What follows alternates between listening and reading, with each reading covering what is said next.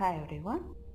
அடுத்த 10 நாட்கள் எப்படி இருக்க போகுது? ஃபைல் 1, ஃபைல் 2, ஃபைல் 3 இதில் ஏதாவது ஒரு கார்டு சூஸ் பண்ணிக்கோங்க.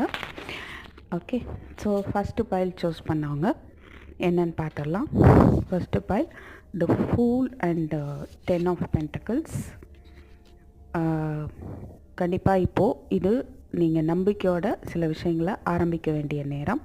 ஸோ உங்களுக்கான நியூ பிகினிங் அது நல்ல ஒரு லைஃப் சேஞ்சை கொடுக்க போகுது.